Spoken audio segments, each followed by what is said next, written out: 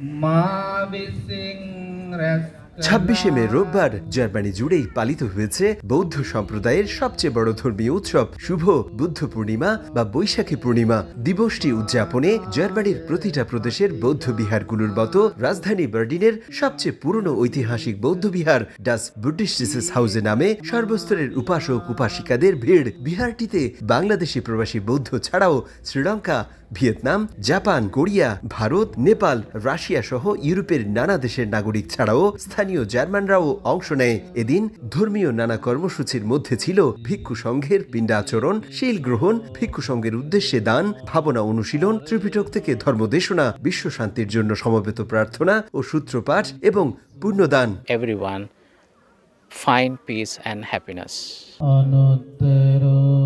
বাংলাদেশ ছেড়ে প্রবাসে এসেও স্থানীয় জার্মানদের মতো তথাগত সম্যক সম্বুদ্ধের অহিংস ধর্ম ও নীতিকে ধারণ করে দানশীল ভাবনা এই ত্রিবিধ পুণ্যকর্ম সঞ্চয় করতে পেরে খুশি প্রবাসীরা। আমরা যেভাবে বাংলাদেশে উদযাপন করতাম, জার্মানিতে এত দূরে এসেও আমরা তার ব্যতিক্রম ঘটেনি। আমরা চেয়েছি যে বাংলাদেশের সকল বৌদ্ধ যারা এখানে আছেন এবং অন্যান্য দেশে যারা বৌদ্ধ আছেন তাদেরকে সবাইকে মিলে একসাথে আমরা বৌদ্ধ পূর্ণিমা উদযাপন করতে। নগদে 500 টাকা বা তার বেশি পেমেন্টে পেতে পারেন ঢাকায় জমিসহ 20 কোটি টাকার পুরস্কার। বুদ্ধ পূর্ণিমা উপলক্ষে আমরা সকাল থেকে বিভিন্ন ধর্মীয় কার্যক্রম সম্পাদন করেছি।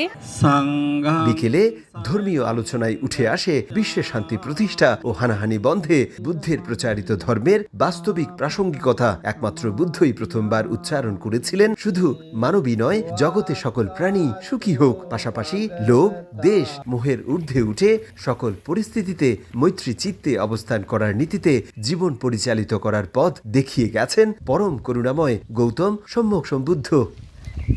অবিদ্যা, অজ্ঞানতা আর কুসংস্কারকে জয় করে শীল, সমাধি, প্রজ্ঞার মাধ্যমে জ্ঞানের আলোয় প্রদীপ্ত হয়ে বুদ্ধের সেই মৈত্রী বাণী ছড়িয়ে পড়ুক বিশ্বের সবখানে, এমন প্রত্যাশা সকলের।